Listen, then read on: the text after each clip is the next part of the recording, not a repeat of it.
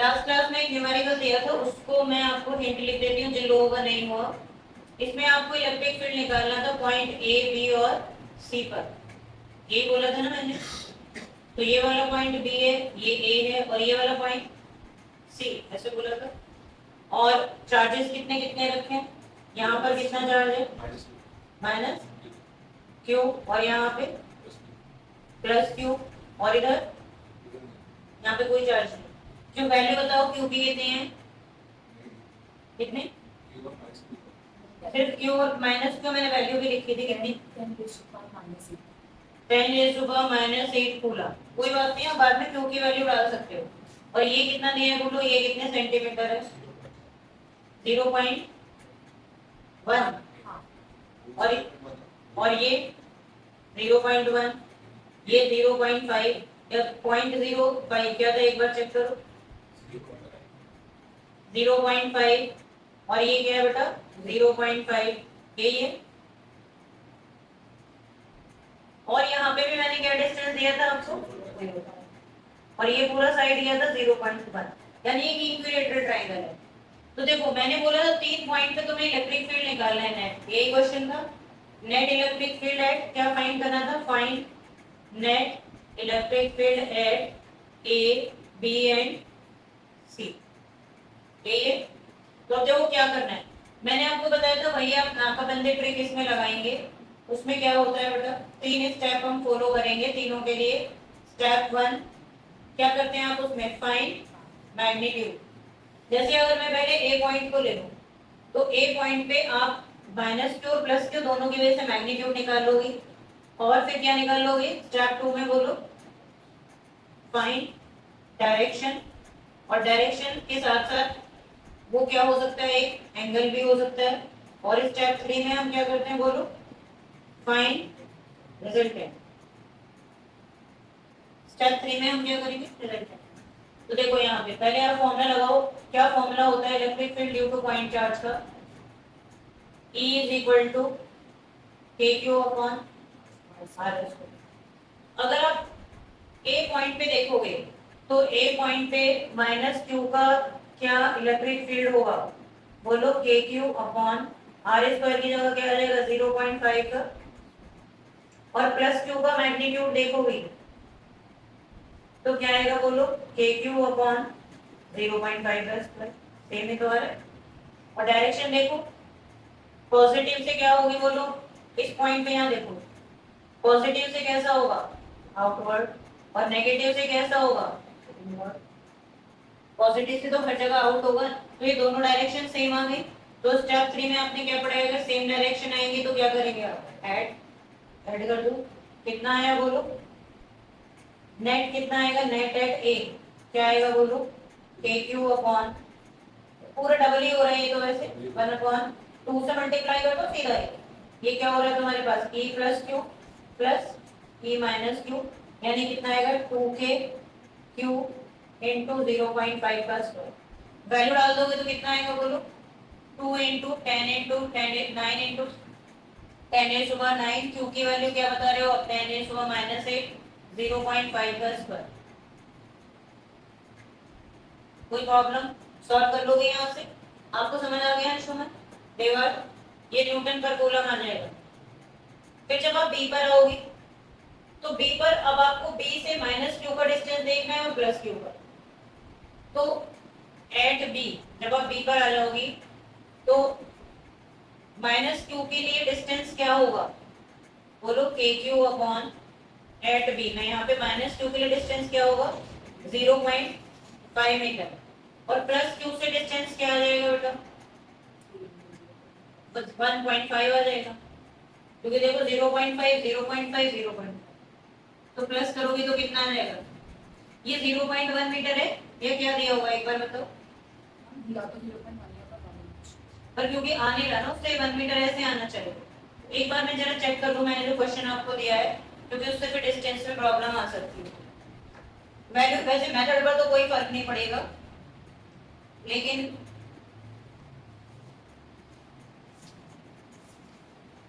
ये 0.05 ही है, क्योंकि वो मुझे यहीं से लग रहा था 0.1 है, तो ये कितना आएगा बेटा? 0.05 और ये 0.05 और ये भी क्या है 0.05। अब ये बिल्कुल सही हो गया क्योंकि जब ये ऐड करोगे तो 0.1 आएगा। तो उसका इफेक्ट बस यहाँ पे रिजल्ट में जब आप रिजल्ट निकालोगे तो पावर में आ जाएगा यहाँ पे, उससे ज्यादा फर्क नहीं पड़ेगा मेथड पर। और यहाँ पर ये क्या आएगा बेटा 1.5, तो 0.15 हो जाएगा। अब ये 0 पॉइंट और ये कितना आएगा 0.0। अब इसकी डायरेक्शन देखो बी पर, नेगेटिव से डायरेक्शन कैसी आएगी बेटा इनवर्ड, ये किसकी डायरेक्शन हो गई ई माइनस, और पॉजिटिव से डायरेक्शन कैसी आएगी बोलो आउटवर्ड, और दोनों की डायरेक्शन कैसी आएगी अपोजिट। कोई दिक्कत? यहाँ पर नेगेटिव से कैसी थी इनवर्ड और पॉजिटिव से कैसी थी आउट। इसमें दोनों का समझ आ रहा है? लेकिन ये पॉइंट के बाहर आ गया तो माइनस करना पड़ेगा। तो ये देखो किसका डिनोमिनेटर बड़ा है यहाँ पे, ये वाला। तो आपके पास नेट बी पे कितना आएगा E plus Q minus E minus Q. अब आप सॉल्व कर लो। और लास्ट किस पे बचा ऐड सी, सी पे रिवाइज करो। सी पे देखो मैग्नीट्यूड तो दोनों का सेम आएगा यहाँ पे, और डायरेक्शन देखो पॉजिटिव से कैसी होगी आउटवर्ड और नेगेटिव से कैसी होगी। तो आपको याद आ रहा होगा इसमें साइन कंपोनेंट तो कैंसिल कर देंगे बेटा, और यहाँ पर दोनों के कौन से कंपोनेंट आ जाएंगे कॉस वाले। तो यहाँ पे अगर एंगल 60 डिग्री है तो ये वाला एंगल भी 60 होगा, तो ये भी 60 हो गया और ये भी क्या होगा 60। तो इधर कौन आएगा, ये प्लस क्यू है, तो इधर क्या आएगा बोलो E प्लस क्यू कॉस 60, और ये क्या आएगा E माइनस क्यू कॉस 60। दोनों को प्लस कर दो तो कितना आएगा net at C E plus q cos 60 plus E minus q cos 60 कर लोगे। और ये 2E प्लस क्यू कॉस 60 आएगा, क्योंकि जब आप सॉल्व करोगे तो आप देखोगे कि E प्लस क्यू का मैग्नीट्यूड किसके बराबर आ रहा होगा। ये पूरा क्वेश्चन 3 नंबर के लिए, एक एक नंबर हर एक के लिए। कोई प्रॉब्लम है तो बताओ। चलिए आगे। तो नेक्स्ट हेडिंग डालो expression for the torque experienced by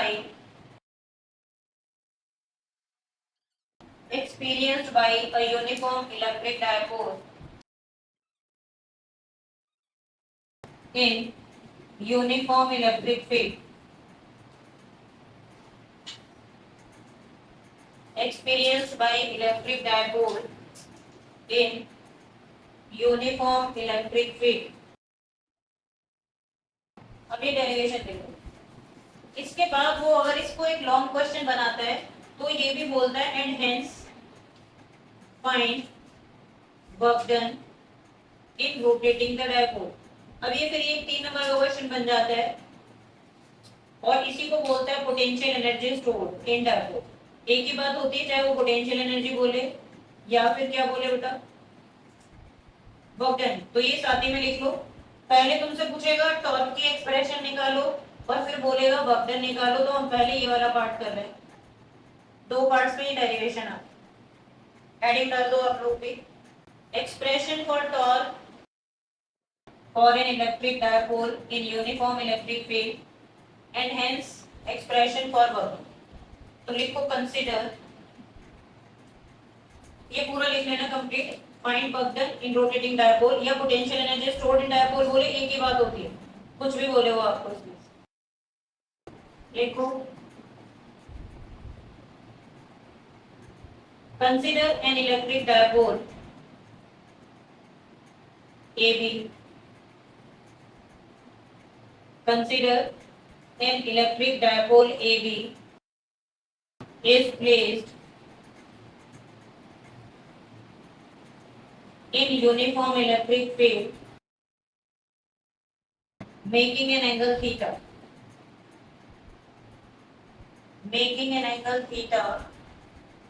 with the direction of electric field।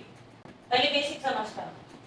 देखो ये हमने एक यूनिफॉर्म इलेक्ट्रिक फील्ड ले लिया है और इसके अंदर तुमने डायपोल को रख दिया। सब इधर ध्यान दो, ये डायपोल रखा है, एक नेगेटिव चार्ज है एक पॉजिटिव चार्ज थीटा एंगल पे। अब क्या होगा, कोई भी चार्ज इलेक्ट्रिक फील्ड में क्या फील करता है बेटा फोर्स। कितनी आपको पता है इलेक्ट्रिक फील्ड में फोर्स अपॉन क्यू। तो जनरल फॉर्मूला क्या आएगा F is equal to q E. तो ये वाले चार्ज पे भी कितनी फोर्स लगेगी F is equal to q E. और इधर वाले पे भी क्या लगेगी बोलो, F is equal to minus Q.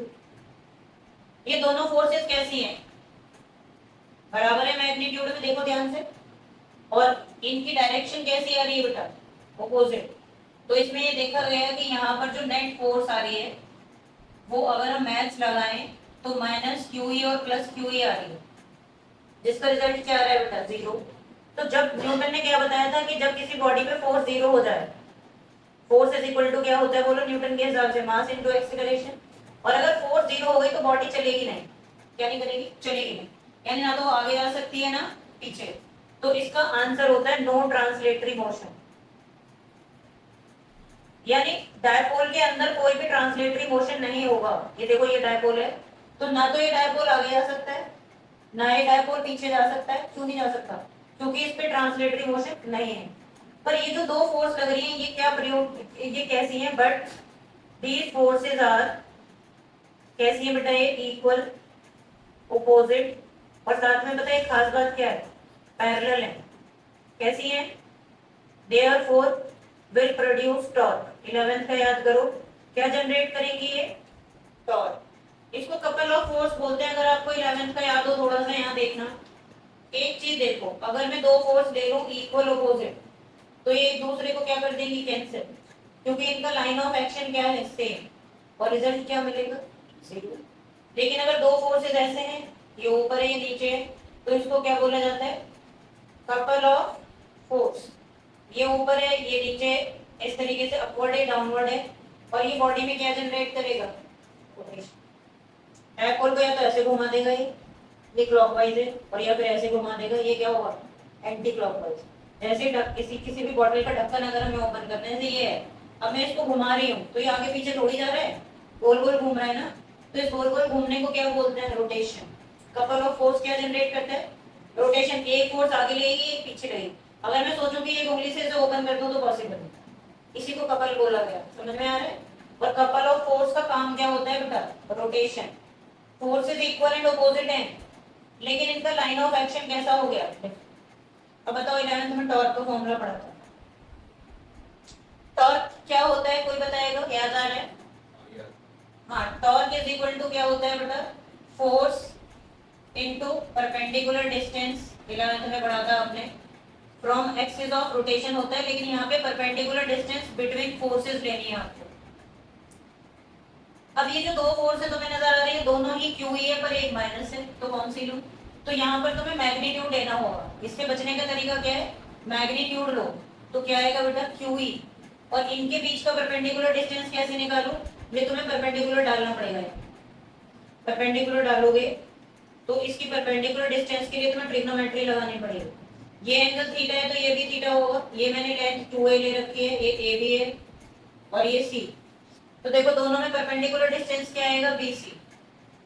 BC sin theta बताओ इन ट्रायंगल ABC। अंशुमन बताओगे बेटा, sin थीटा क्या होगा, परपेंडिकुलर अपॉन हाइपोटेन्यूज।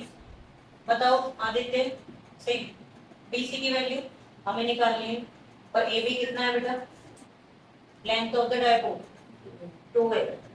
तो क्या बन गया, BC is equal to 2a sin theta. मैं थोड़ा बड़ा और बना दूंगी डायग्राम, छोटा लग रहा है वो। 90 माइनस थीटा क्यों होगा बेटा, किसने बोला, हाँ नमन बताओ क्यों। देखो मुझे थोड़ा छोटा लग रहा है डायग्राम, मैं पूरा बड़ा बना दूंगा आपके लिए, फिर तुम ध्यान से देखना। देखो ऐसे बनाया, ये यूनिफॉर्म इलेक्ट्रिक फील्ड है, कौन सा एंगल है ध्यान से देखना।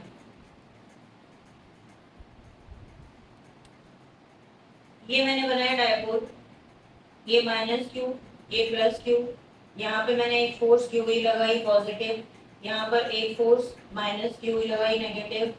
ये मैंने यहाँ पे थीटा बनाया था, ठीक है, और मैंने बोला था ये डायपोल की लेंथ है 2a, फिर परपेंडिकुलर डाला मैंने ऐसे, ये मैंने बोला B, ये C, ये A, और जब ये थीटा है तो ये इंक्लिनेशन भी क्या होगा, थीटा, ऐसे लिया हमने। तो ये मुझे बताओ, ये वैल्यू उठा के 1 में डाल दो, उठा 1 में डालेंगे तो क्या आएगा हमारे पास, torque. Torque is equal to बताओ QE इनटू क्या आ गया, 2a sin थीटा।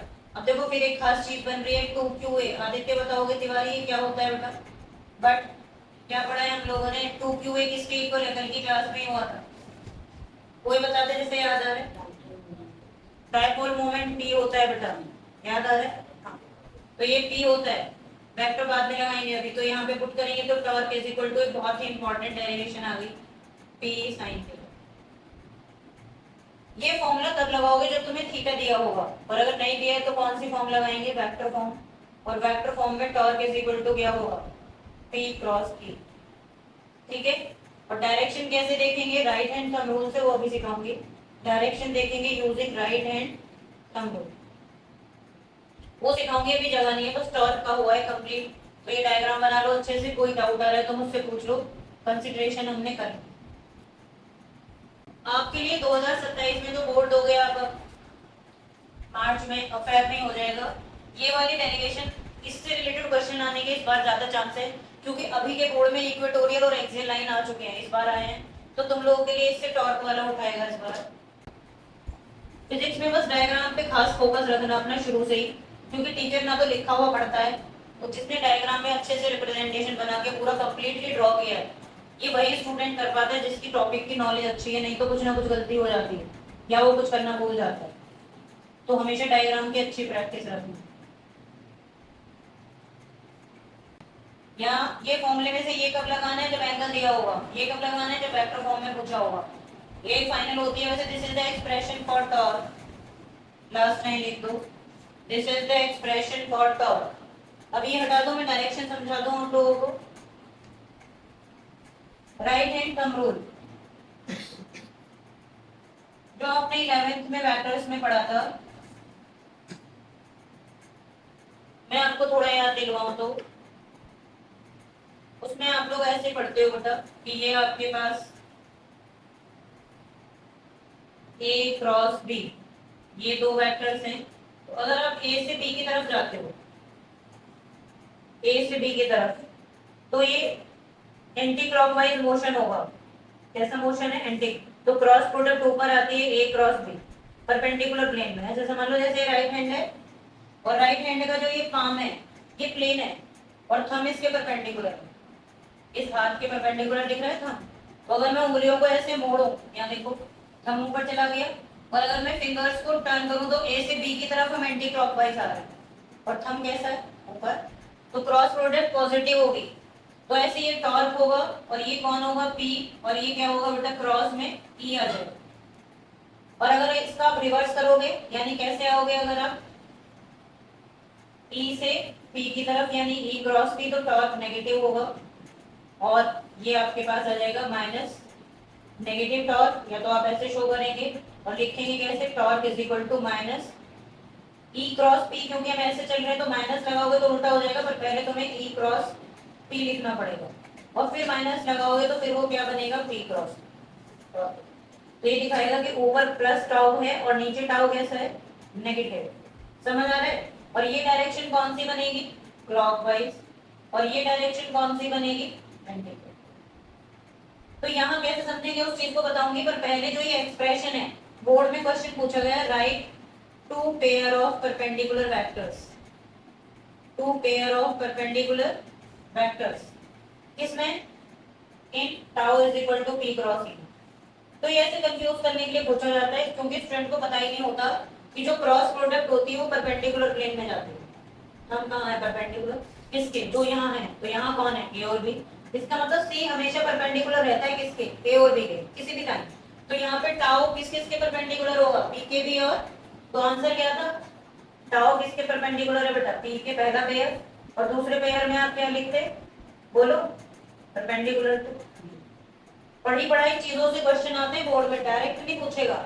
जैसे अब ये एक्सप्रेशन तो सबको पता है, तो एक्सप्रेशन नहीं पूछी उसने, उसने पूछा इस एक्सप्रेशन में दो पेयर बताओ जो परपेंडिकुलर, और ये दो पेयर है। क्लियर हो गया? अब यहाँ समझो, ये जो डायपोल है क्लॉकवाइज घूमेगा एंटी क्लॉकवाइज, यहाँ पर समझने में दिक्कत आती है, तो इसलिए फील्ड को मैं तुम्हें ऊपर करके बता रही हूँ। अगर फील्ड ये है अपवर्ड डायरेक्शन में, और यहाँ मैंने एक डायपोल रखा है, ये डायपोल है माइनस क्यू प्लस क्यू, तो डायपोल मोमेंट की डायरेक्शन क्या होती है? बोलो, नेगेटिव से पॉजिटिव। तो अगर आप P क्रॉस E एंगल ऐसे मेजर करते हो ये, तो डायपोल किस तरीके से घूमेगा? ये अब देखो यहाँ पे P क्रॉस E, तो कैसे घूमेगा बेटा, एंटी क्लॉकवाइज आता है क्योंकि, और अगर नीचे ऐसे उल्टा मेजर करोगे तो ये कैसे घूमेगा, तो ये बना लेना इसके साथ पूरा, ये इसका रोटेशन मैंने इलेक्ट्रिक, क्योंकि अगर हम यहाँ से लेंगे तो तुम्हें कंफ्यूजन होगी क्योंकि फील्ड इधर है, तो फील्ड को ऊपर शो करके फ्री रोटेशन हम 3D में दिखा पाएंगे। कोई भी पॉइंट नहीं क्लियर हो रहा है तो पूछो, ये सारी कहानी लिखनी है तुम्हें, दो पेयर कौन कौन से परपेंडिकुलर वेक्टर के, ये सब आप शो करो। स्पेशल केस देखो इसमें,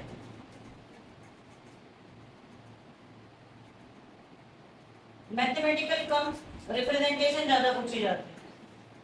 जैसे वो तुमसे बोलेगा ड्रॉ मैक्सिमम टॉर्क, क्वेश्चन पूछोगे ड्रॉ मैक्सिमम टॉर्क, तो अब बनाने के लिए बोल रहा है, निकालने के लिए नहीं बोल रहा। निकालने के लिए तो तुम्हें मैथ्स लगानी पड़ेगी, कैसे निकालोगे, घटा दो यहाँ दिखे हो गया हटा। तो जैसे देखो पहला केस समझो इधर, अगर उसने बोला मैक्सिमम टॉर्क बनाओ तो आपको पहले सोचना पड़ेगा कि अगर हम थीटा को 90 डिग्री ले लें बेटा, तो साइन 90 कैसा होता है 1, बोलो ये साइन की कैसी वैल्यू होती है, तो आपको पता है टॉर्क कैसा है यहाँ पे मैक्सिमम, जो कितना होगा P साइन 90, ये आंसर है। ये हमने मैथ्स में निकाला है, लेकिन वो क्या बोलता है पता है फिजिक्स में, ड्रॉ मैक्सिमम टॉर्क, क्योंकि वो ये बात अच्छे से जानता है कि ड्रॉ वही कर पाएगा जिसे ये पता होगा कि 90 डिग्री पे टॉर्क कैसा होता है मैक्सिमम, तो तुम्हारा आंसर क्या होगा, ये तो तुम्हें करना ही पड़ेगा, लेकिन मार्क्स तब मिलेंगे जब आप यहाँ पर इलेक्ट्रिक फील्ड और ये डायपोल 90 डिग्री पे रख के बना के आओगे, तो आपको मार्क्स मिलेंगे। समझ में आ रहा है, ये बना लो, बाकी केस मिलेंगे। फिर वो कोई भी केस बोल सकता है 90 डिग्री हो गया, 0 डिग्री हो गया, 180 हो गया, और कोई एंगल भी दे सकता है, तो तुम्हें निकलना और बनाना दोनों सीखना। ये मैक्सिमम टॉर्क है केस फर्स्ट का, मैक्सिमम टॉर्क केस सेकंड का क्या हो सकता है बेटा, 0 टॉर्क, राइट। आपको पता है साइन 0 भी 0 होता है और साइन 180 भी, अगर नहीं पता तो पता कर लो, साइन 0 साइन 180 दोनों ही 0 होंगे, लेकिन बनाने में दोनों अलग अलग होंगे, मैथ्स तो दोनों का सेम हो गया, दोनों केसेस में टॉर्क 0 आएगी। लेकिन जब आप 0 डिग्री पे बनाएंगे तो कहानी कुछ और होगी, 180 डिग्री पे बनाओगे तो वो उल्टा हो जाएगा, और अभी आप समझोगे कि वो 180 डिग्री पे रुकता ही नहीं, अनस्टेबल होता है, वो आगे आएगी चीज, ये -q प्लस q, ये भी टॉर्क 0 होगा क्योंकि घूमेगा नहीं, और इधर आ जाएगा अगर +q, इधर आ गया -q, तो वो रुकता ही नहीं है क्योंकि ये इधर जाने की कोशिश करता है, ये वाला चार्ज, और ये वाला चार्ज इधर जाने की कोशिश करता है, लेकिन टॉर्क 0 है यहाँ पर।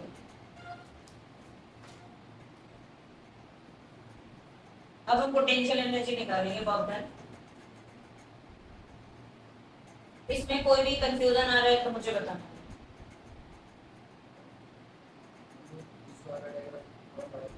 वन 180 डिग्री,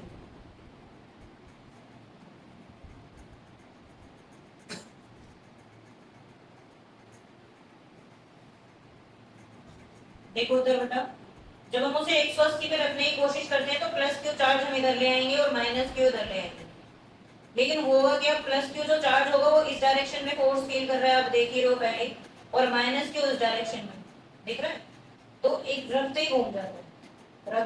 डायपोल की टेंडेंसी पता है क्या होती है, आराम से पड़े रहने की, और वो आराम से कब पड़ा रहेगा, जब वो फील्ड की डायरेक्शन में रखा होगा ऐसे, क्योंकि दोनों तरफ से बराबर फोर्स ऐसे लग रही होगी, और ओवरऑल मोशन क्या रहेगा, नो ट्रांसलेटरी मोशन 0।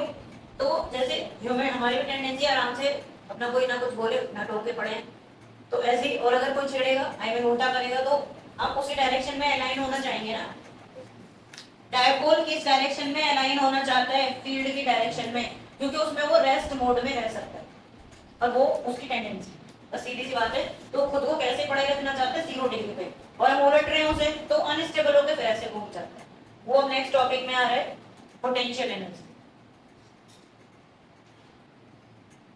तो ये वैसे आपको दिखाने के लिए मैंने बनाया है, किसी बुक में तुम्हें मिलेगा नहीं क्योंकि वो ऐसे बनाएंगे ही नहीं, क्योंकि वो ऐसे रहता ही नहीं, क्योंकि उसका टॉर्क क्या हो जाता है बेटा 0।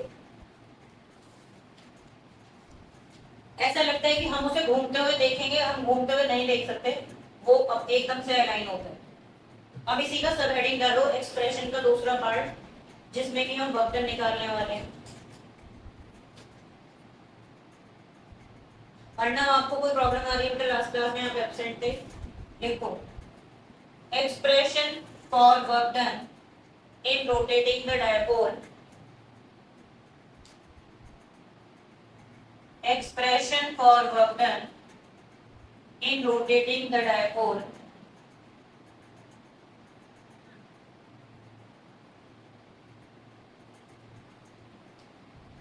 from angle theta 1 to theta 2 in electric field।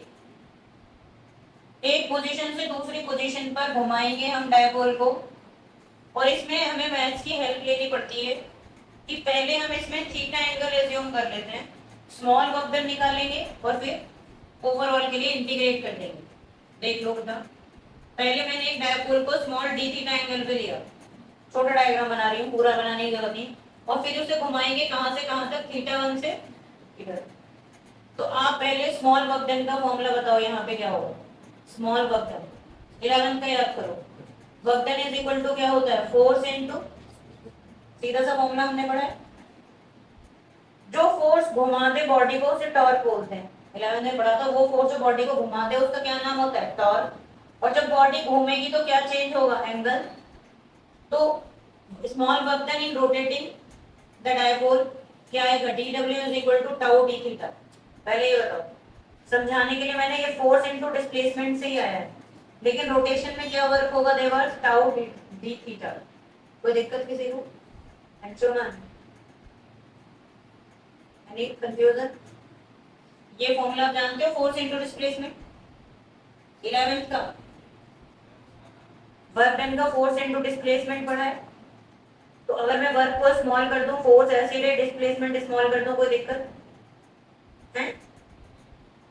ये फॉर्मूले से प्रॉब्लम होगी क्या, बोलो, क्लियर है? अब मैंने फोर्स की जगह टॉर्क ले लिया तो डिस्प्लेसमेंट की जगह एंगल आ जाएगा। ये तो 11th में सीखा था, जो फोर्स घुमाए उसे टॉर्क बोलते हैं, और जो बॉडी घूमेगी तो चलेगी नहीं, फिर वो घूमेगी, तो घूमेगी तो क्या चेंज होगा, एंगल। हाँ या ना बोलो अंशुमन। अब टॉर्क की वैल्यू डाल दो, तुम ये भी लिख लेना साथ में, कोई इशू नहीं है। टॉर्क अभी अभी तुमने क्या पढ़ा है, बोलो, P sin थीटा पढ़ा है कि नहीं? और ओवरऑल के लिए अंशुमन क्या करेंगे, इसे इंटीग्रेट। नींद तो नहीं आ रही आपको, आ रही है ना थोड़ी थोड़ी? खड़े हो जरा एक बार, ऑन इंटीग्रेटिंग क्या करूं बताओ, इंटीग्रेशन की लिमिट्स क्या है वहां पे, कहां से कहां तक है बेटा, थीटा 1 से थीटा 2 तक घुमाओ इसको। अब मुझे ये बताओ क्या इंटीग्रेशन होगा साइन थीटा का, साइन थीटा का इंटीग्रेशन किसी को याद है, वेरी गुड, क्या होता है बेटा, माइनस कॉस थीटा। तो work done is equal to minus, ये कितना आएगा, माइनस कॉस थीटा, और लिमिट क्या होगी बेटा, थीटा 1 से थीटा। अब सारे स्टूडेंट ये समझ लो कि जब हम लिमिट लगाएंगे तो ये माइनस एडजस्ट हो सकता है, लेकिन हम इसे कॉमन लेंगे यहाँ पे क्योंकि इसका फिजिक्स में सिग्निफिकेंस है। तो क्या आएगा, माइनस पी, और ये क्या होगा, कॉस थीटा। अब लिमिट लगाओ अंशुमन, तुम्हें आता है देवर इंटीग्रेशन थोड़ा याद आ रहा है क्या, upper limit minus lower limit लगाओ क्या, हाँ cos theta two minus cos theta. और मैंने बताया यही वर्क डन किसके इक्वल होता है, बोलो, पोटेंशियल एनर्जी स्टोर्ड, अनन्या याद रह जाएगा बेटा, यही वर्क डन किसके इक्वल होता है, बोलो, उतर नहीं, धीरे धीरे नहीं, बैठो, पानी पी लो अदरवाइज तो बाहर जाके,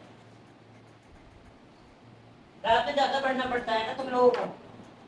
तो कितना आएगा, यही वर्क डन पोटेंशियल एनर्जी के इक्वल होगा, और ये माइनस पी, माइनस क्या शो कर रहा है वो मैं लिखवा देती हूँ, बता भी दूंगी। अभी इसके केसेस हैं बहुत सारे, वो हम डिस्कस करेंगे, बट ये फाइनल डेरिवेशन, यही माइनस साइन क्या शो कर रहा है, माइनस अंदर ले लोगे तो ये पहले आ जाएगा, पर हमें नहीं लेना है क्योंकि फिजिक्स में माइनस का सिग्निफिकेंस होता है कि आपको डायपोल, इधर देख लो सारे, माइनस क्यों लगाया हमने, अभी अभी मैंने ये बताई कि डायपोल की टेंडेंसी क्या है, वो क्या चाहता है अनन्या, डायपोल इस डायरेक्शन में रहना चाहता है, फील्ड की डायरेक्शन, और जब हम घुमाएंगे तो हमें उसके अगेंस्ट वर्क करना पड़ेगा इलेक्ट्रिक फोर्स के, तो वो माइनस साइन का सिग्निफिकेंस होगा। तो ये मैं बोल के लिखवा दूंगी, आप इतना लिख लो पहले, फिर कैसे बोलो बेटा। हाँ, फील्ड की डायरेक्शन में इसलिए रहना चाहता है कि देखो ये फील्ड है, ये पॉजिटिव, फील्ड की डायरेक्शन होती है पॉजिटिव से नेगेटिव चार्ज, ठीक है। अब मैंने डायपोल रख दिया, ये पॉजिटिव चार्ज है और ये नेगेटिव चार्ज है, तो पॉजिटिव चार्ज फील्ड रखा है ऐसे, हर जगह फील्ड है, तो पॉजिटिव चार्ज की डायरेक्शन, पॉजिटिव चार्ज पे फोर्स लगेगी F is equal to q E, क्या लगेगी, और ई की जिस डायरेक्शन में ये होता है ना उसी डायरेक्शन में फोर्स फील करती है बॉडी, तो वो तो ऐसे टेढ़ा रखता है, लेकिन इस वाले पोल को ऐसे सीधा करना चाहिए, इसीलिए तो घूमता है, ऐसे नहीं बढ़ता, या तो ऐसे घूमेगा या तो, क्योंकि ये वाला पोल ऊपर जाएगा और ये वाला पोल नीचे आएगा, तो इसलिए वो सीधा होना चाहता है, क्योंकि उस पर फिर फोर्स नहीं लगेगी ना कोई भी। हाँ, जब वो स्टेबल हो जाएगा, अभी स्टेबल का केस पढ़ाने वाले, स्टेबल होने के लिए जो बॉडी की एनर्जी है वो खत्म होनी चाहिए, तो ये एनर्जी अब जीरो करेंगे हम। और कोई डाउट आ रहा है तो पूछो, ये नोट कर लो, फिर माइनस साइन क्या शो करता है वो हम लिखेंगे। जो बोर्ड स्किल्स से मैंने क्वेश्चन दिए आप लोग ट्राई कर रहे हो उनको, आज हम टॉर्क के क्वेश्चन करेंगे। इस संडे आपकी संडे में डाउट क्लास आपकी एनसीईआरटी बोर्ड स्किल्स हर संडे हुआ करेगी। आपकी क्लास होती है संडे को कितने बजे से? बोर्ड स्किल्स एनसीईआरटी पूरी कर लेंगे अब हम, फ्लक्स क्योंकि शुरू होने वाला है, एक दो क्लास में फ्लक्स शुरू हो जाएगा, ये एंडिंग की तरफ है, और आपका 15 मिनट का से 20 मिनट का एक टेस्ट होगा, इतने ही पार्ट का जितना हमने पढ़ लिया है। संडे बोर्ड स्किल्स डाउट्स पूरी एनसीईआरटी, फ्लक्स से पहले 15 क्वेश्चन है उसमें, शायद 14 तक वो सब बोर्ड स्किल्स प्लस टेस्ट ये होगा। और हर संडे मानो कि 3 संडे तो होंगे ही मंथ में जिसमें हुआ करेगा, जुलाई तक तो ऐसा चलेगा ही, क्योंकि स्कूल बहुत जल्दी जल्दी चलेंगे, थोड़ा हमें भी स्पीड रखनी पड़ेगी, उसके बाद तो आराम से हो जाती है चीजें। लिखो माइनस साइन शोज दैट, ये टेस्ट ये संडे को है 5 से 6, तो ये बोल रहे हैं कि इनकी क्लास है, और किसी की है मुझे बताओ? 5 से 6, 9 से 5, हाँ समझिए, मतलब आप कोई कहीं ज्वाइन कर रखी होगी कोचिंग, तो 6 बजे तक तो आ जाती हूँ, तो 6 से 7 रख दूंगी मैं तुम लोगों की, फिर तुम्हारे बैच की 6 से 7 रख दो शाम को। बॉयज आप बताओ 6 to 7, या फिर मैथ्स की वही तो पढ़ते हो तुम लोग जो यहाँ पे पढ़ते हैं, अलग पढ़ते हो, कोई बात नहीं, 6 से 7 फाइनल कर रही हूँ मैं, क्योंकि पहले नहीं कर सकती ना, और 7 से 8 लेट हो जाएगा। माइनस साइन क्या शो करता है वो लिखना है, माइनस साइन शोज दैट, अभी हुआ नहीं अनन्या, एक टाइम हम फिक्स कर लेंगे संडे का, उससे फिर मैं चेंज नहीं करूंगी, ताकि आप बाकी के ट्यूशन में फिर देख सको टेस्ट, क्योंकि हर संडे होगा, तो अच्छा मैथ्स की हर संडे नहीं होती, कोई बात नहीं, मेरे तो 3 संडे तो होंगे ही, मानो 4 होते हैं, एक में फ्री रहोगे। लिखो minus sign shows that some external, हाँ, minus sign shows that some external work is done against electric field in rotating the dipole, in rotating the dipole.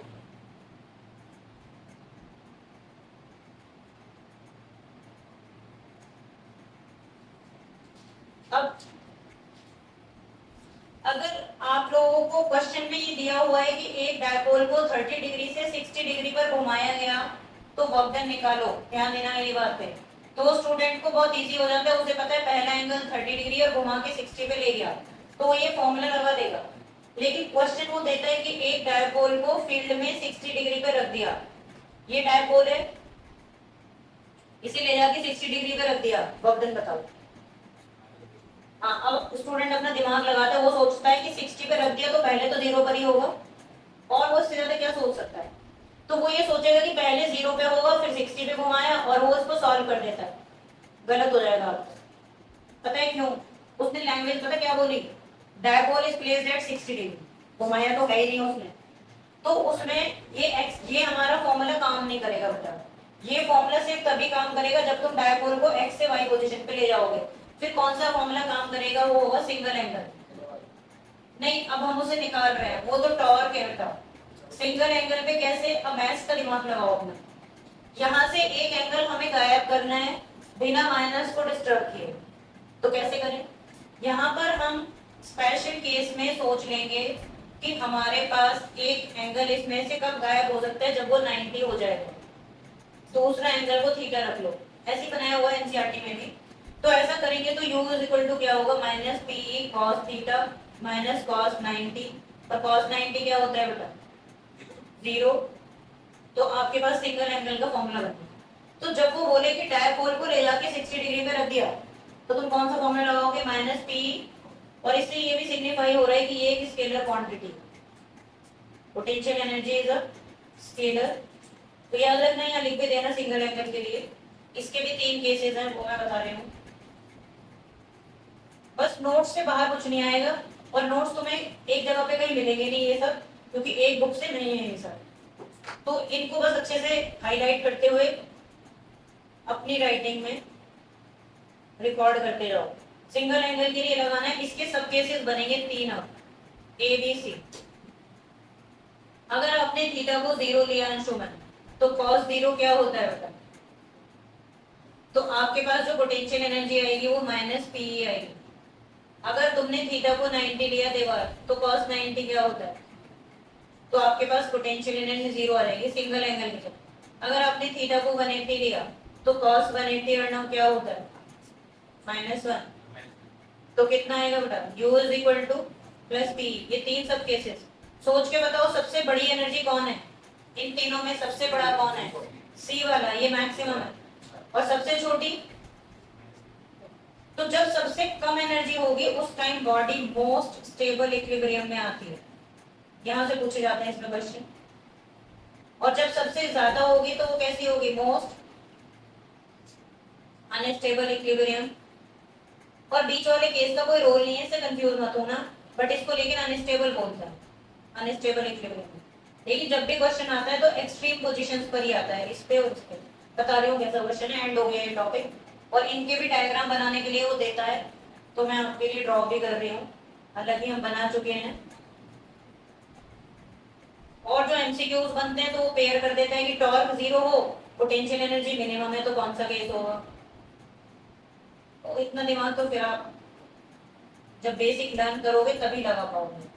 Minus Q plus Q, मेरे पास जगह कम है, छोटे छोटे diagram बना रही हूँ, तुम थोड़े बड़े बनाओ। डायग्राम ही इंपॉर्टेंट है, बार बार बोल रही हूँ। मैथ्स नहीं पूछता, वो फिजिक्स में बोलता बना के दिखाओ। ये वो केस जिसमें वो मैक्सिमम रोटेट हो जाता है और स्टेबल पोजीशन को एक्वायर करता है। कब कौन सा फॉर्मूला लगाना है, यही डिसाइड करता है कि 50% आपका क्वेश्चन ठीक हो जाएगा अगर आपने सही फॉर्मूला जज कर लिया तो।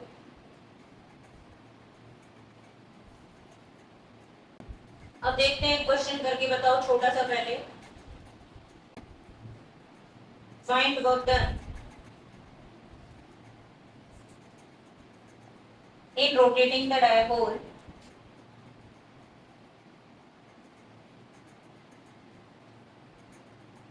from its most stable equilibrium position. Find work done in rotating the dipole from its most equilibrium position to its most unstable equilibrium position. Unstable equilibrium position. अब बताओ, याद रखना, अगर वो मोस्ट वर्ड ना भी लगाए तब भी स्टेबल टू अनस्टेबल अगर बोलेगा तो तुम्हें मोस्ट वाले लेने। आंसर बताओ, ये एमसीक्यू से लेके 1 नंबर तक क्वेश्चन पूछा जा सकता है। एक डायपोल को स्टेबल से मोस्ट अनस्टेबल पोजीशन तक घुमाने में कितना काम करना पड़ेगा, कितना वर्क डन आ रहा है, आप अपना आंसर बता दो। माइनस, फाइनल आंसर बताओ। जिसका आंसर आ जाए बता देना। माइनस 2p और कोई बताए, प्लस में आ रहा है प्लस 2p और कोई बताए, प्लस 2p कितने स्टूडेंट्स का है रेशियो में, और माइनस 2p कितने स्टूडेंट्स का है, एक दो, और किसने निकाला, तुम दोनों ने बताओ, अर्णव और आदित्य। Minus 2p। आप देखो कैसे सोचेंगे, अब ध्यान दो, क्या बोले बेटा उसने वर्क डन निकालने rotating the dipole, most stable यानी पहली वाली पोजीशन उसने 0 डिग्री दी है, और घुमा के कहां ले जाना है बेटा, मोस्ट अनस्टेबल, तो थीटा 2 कितना हो जाएगा बेटा 180 डिग्री। हाँ, और आदित्य जब वर्क डन निकालना होगा तो क्या फॉर्मूला लगाएंगे, दो एंगल में, अर्णव वो भी बताया मैंने, p cos थीटा 2 माइनस, कौन सा वाला आंसर है, अभी माइनस प्लस में कंफ्यूज है आप लोग, कितने स्टूडेंट्स का माइनस वाला आ रहा है, अच्छा बताओ, प्लस वाला कितनों का आ रहा है, रेशियो है जिनका प्लस में। हाँ, अब सबका सही है, क्योंकि cos 180 की वैल्यू -1 होती है, और cos 0 क्या होता है बेटा +1, तो दैट्स व्हाई द ऑप्शन और correct answer is this. Board skills में चलो इसके कुछ सिंपल क्वेश्चन बता रही है जो डायरेक्ट है, आप ट्राई करके आना। आज हम इतना ही करेंगे, ये इसका करेक्ट आंसर है, जूल में आप लिख सकते हो, यही वर्क डन होगा, यही पोटेंशियल है। तो आपको करना है बोर्ड स्किल्स में डायरेक्ट क्वेश्चन है बेटा, अब मैं जो भी डाउट आएगा फिर बता दूंगी आपको। पेज ना दूसरे के पेज पर देखो, क्वेश्चन नंबर 13, 14, 15, 16, 13, 14, 15, 16, कुछ तो तुम्हें कैसे सही लगेंगे। क्वेश्चन नंबर 24, 25, 21, पहले 21 लिखो, जो अभी कराया उसने वैल्यू दी है, स्टेबल से मोस्ट स्टेबल वाला ये 21, और सभी पीवाई क्यूज ही है, बोर्ड के आए हुए पुराने क्वेश्चन है, आपको देखने को मिल जाएगा कैसे कैसे पूछे जाते हैं। 21, 24, 25, बस इतने क्वेश्चन रहने देना, ये डायपोल के, और इसमें मैं तुम्हें एडिशनली बता रही हूँ क्वेश्चन नंबर 22, जो तुम्हें बोर्ड में, ये आपके स्कूल के एग्जाम के लिए इंपॉर्टेंट है, कूलम्स लॉ का ग्राफ है, ये सारे स्कूल्स पूछते हैं अपने पहले टेस्ट में, क्योंकि बोर्ड में सेम क्वेश्चन 2 बार आए हैं, 22 बता रही हूँ, डायपोल का नहीं है लेकिन इंपॉर्टेंट, पहले दे दिया था मैंने, तो ये आपका। Thank you.